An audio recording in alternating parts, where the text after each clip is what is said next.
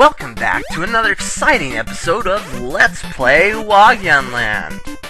And yes, I'm pronouncing it differently because, according to a very good friend of mine, that would probably be the pronunciation that the Japanese would probably translate to. So, it's probably the right one, in other words, and I was probably totally raping the pronunciation of it earlier, but oh well.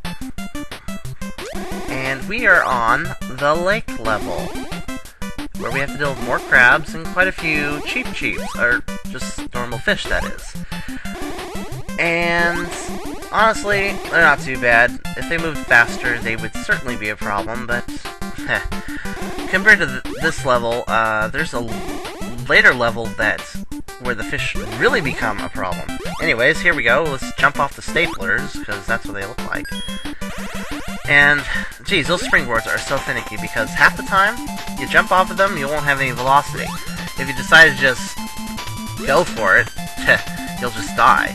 So, you just kind of gotta play around with the jump until you see that you have the speed you need to move across the gaps.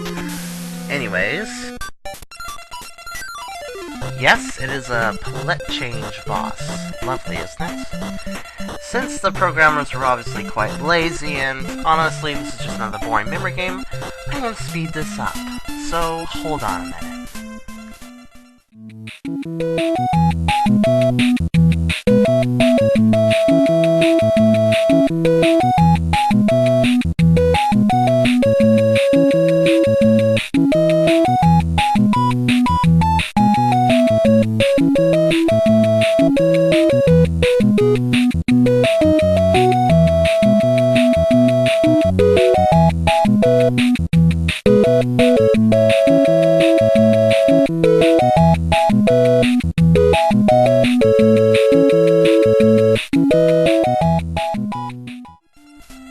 And there we go. That actually took quite a while. Considering I was running the video on 4 times the normal speed, that still took that long.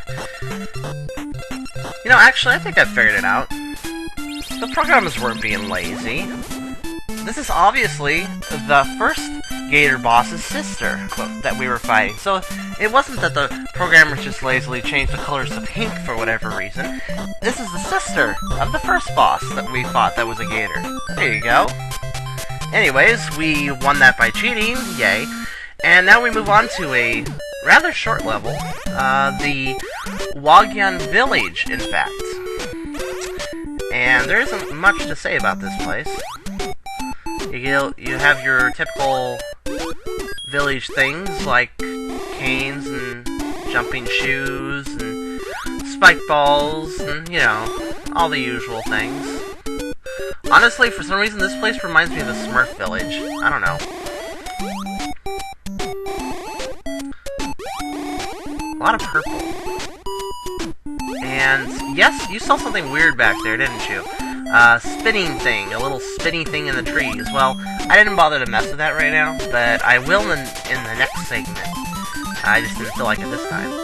And, oh my freaking jeez. Anybody like that music? Because I sure don't. And the introduction of the Elder, and now we have storyline. Awesome. Our people were kidnapped. I'll give you our treasure, Super Waganator. And you get to pick this power-up or not. It's pretty dang useful, as you'll probably see here pretty soon, and I'm going to go ahead and take it for this playthrough. And you'll see in the next segment exactly how effective this Super Waganator is. So I'm going to open that up now.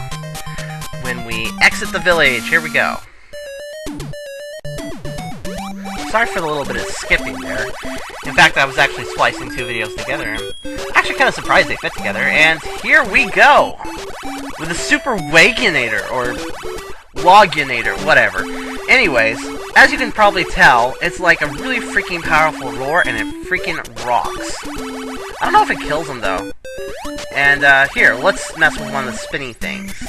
It opens a black hole into a place of a lot of enemies where you automatically get invincibility and get to kill everything. as far as I can tell, this is only for, you know, points. And, well, since killing enemies gets you a lot of points, it's a good way of getting extra lives, but when you run out of the superpower, you simply exit the bonus round. So that's all there is to it, really.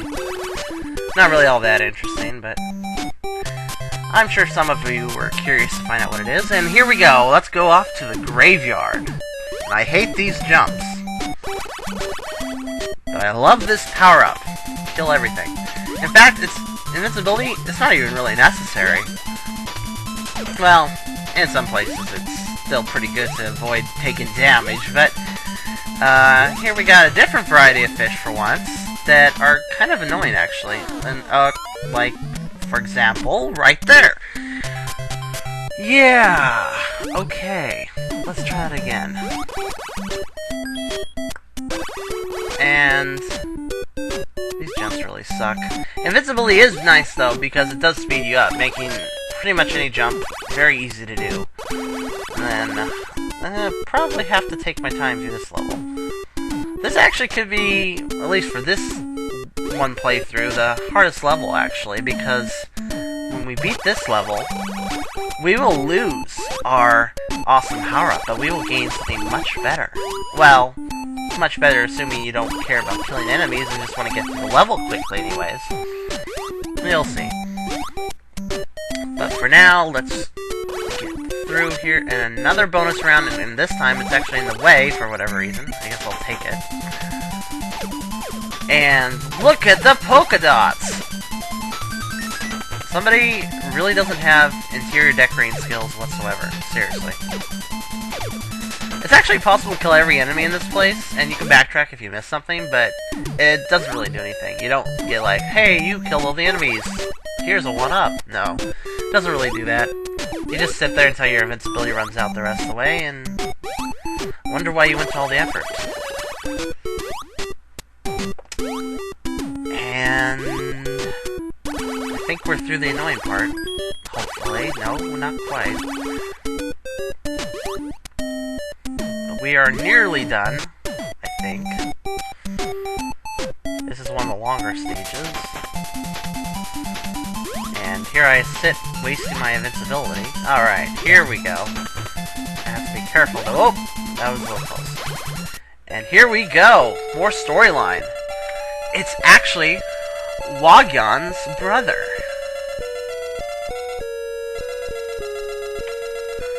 And he has something quite impressive. The Wagyan Copter, which is perhaps the most useful and most creepy power-up, as you'll see in the next segment. Anyways, I will take it, and here we go. Alright. It is yours, but it'll be hard, but I know you can do it. And in the next video, more levels.